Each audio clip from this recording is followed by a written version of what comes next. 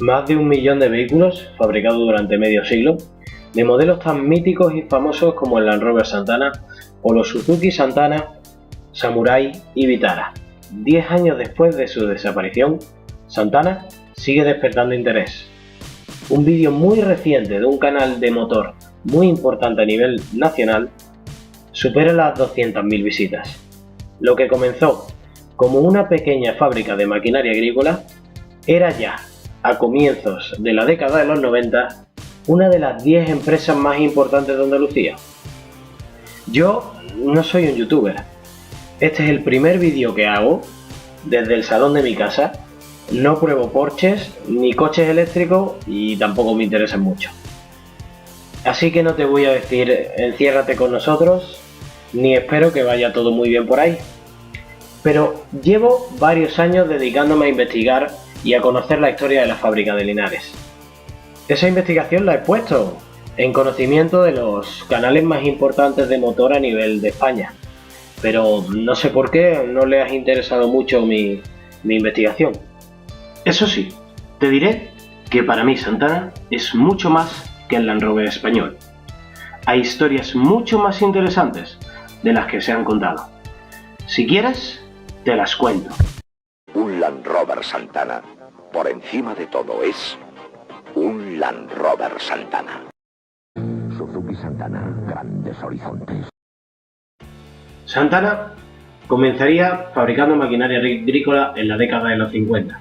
Maquinaria de muchos tipos, destacando las cosechadoras, alguna incluso de diseño y tecnología propia, que llegaría a exportar al mercado común europeo. Al mismo tiempo que se iniciaba la fabricación del Land Rover Serie 2, pero al igual que con la maquinaria agrícola, no solo se dedicó a ensamblar vehículos. Los ingenieros que lo sabían sí que lo sabían, y también los trabajadores fueron capaces de desarrollar camiones todoterreno como el Santana 2000 y mejoras tan importantes como el turbo en los Land Rover, antes que los Land Rover ingleses, las cajas de cambio como la LT85 o proyectos poco conocidos como los Santana M225 y M300. Mientras, al mismo tiempo, se iniciaba la fabricación del Suzuki Santana, que sería un éxito desde el primer momento. Cada vez la presencia japonesa fue más importante, limitando a Santana casi a quedar relegada a poco más que una planta de ensamblaje, ya que Suzuki no permitió casi ninguna modificación de sus vehículos.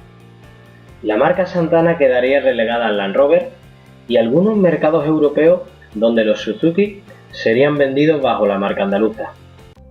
Os voy a contar una anécdota sobre la mentalidad japonesa y lo que supuso el choque entre Santana y Suzuki. Los primeros Vitara fabricados a nivel mundial solían tener un problema eléctrico menos lo que se fabricaban en Santana. En la fábrica, cuando eran ensamblados, había una corrección en los diagramas eléctricos sobre cómo colocar, no recuerdo bien ahora si era el cableado o los fusibles, para evitar ese problema eléctrico. Un técnico japonés de Suzuki se extrañó e incluso se enfadó, ya que las modificaciones de los procesos en la fábrica debían ser autorizadas desde Japón. Solo cuando Suzuki dejó el control de Santana tras la crisis de 1994, se volvió a tener un poco más de autonomía, eso sí, trabajando en secreto, para desarrollar los Suzuki Diesel, que fueron un éxito increíble, llevando a la fábrica de nuevo a los números negros. Estos vehículos estuvieron desarrollados por Santana, aunque la alegría duraría poco, ya que en 2001 se viviría una nueva crisis. Esta crisis es casi más importante que la crisis de 1994, porque aparte de ser una crisis de temas laborales, afecta a los propios vehículos de Santana Motor. Desde las cosas menos importantes, como dejar de pintar las cerraduras de las puertas en el color de la carrocería en el Vitara, a retrasar la inversión y minimizarla en el Santana Aníbal. Para que os hagáis una idea de los recursos que manejaba el Santana a la hora de desarrollar el Aníbal, el Opel Omega de la década de los 80 tenía un presupuesto 10 veces superior a lo que disponía Santana a la hora de desarrollar el Aníbal 15 años después. Todo esto tuvo consecuencias, por ejemplo, en los pocos prototipos que se pudieron desarrollar.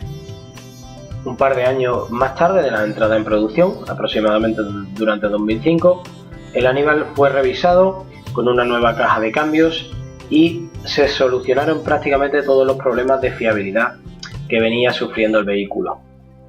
A día de hoy sigue siendo el vehículo usado por las Fuerzas Armadas Españolas e incluso en el año 2005 fue nombrado el mejor 4x4 del mundo por la prestigiosa revista británica 4x4 Magazine.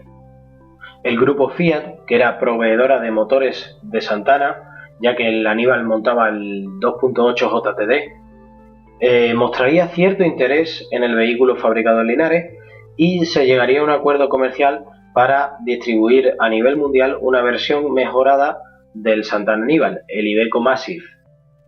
Desafortunadamente el vehículo salió al mercado con el contexto más complicado, con la crisis económica más importante en décadas, y no alcanzó la relevancia deseada por ninguna de las dos partes. Los últimos años la situación continuó degradándose, fabricándose el último Suzuki en 2009 y el último Iveco Massive al año siguiente, ya que la opción que tenía el grupo Fiat para comprar la fábrica no fue ejercida. Entiendo que hablar de que los trabajadores iban a coger aceitunas en invierno dejando su puesto de trabajo, o el tema del asentismo, o el tema de los Santana Aníbal daba muchísimos problemas, puede dar muchos más juegos y muchas más visitas. Sin embargo, creo que eso no es justo para los miles y miles de trabajadores que trabajaron en Santana, cuando hubo historias muchísimo más interesantes que no se han contado y que podían haberse contado. Por ejemplo, dos todoterrenos muy exitosos a nivel mundial tienen su origen en Santana Motor. Si te has quedado con ganas de saber sobre esos dos proyectos, que son el origen de esos dos 4x4, o de un vehículo de los menos conocidos de Santana, que a día de hoy sigue teniendo un récord casi imposible de batir. Si simplemente quieres saber más sobre Santana, te presento mi investigación, que acabo de publicar, el libro del mito del Land Rover Santana a los mitos de Santana Motor.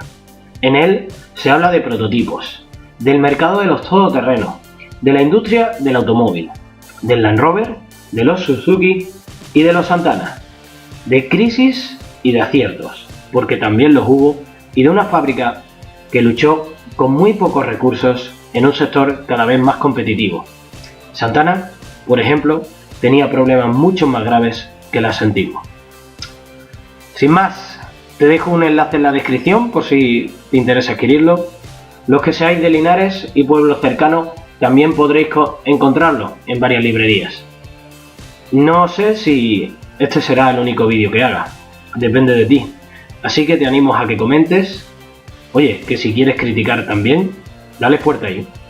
Si quieres que te cuente otras cosas interesantes sobre Santana o sobre otros coches, depende de ti. Y muchas gracias por llegar al final.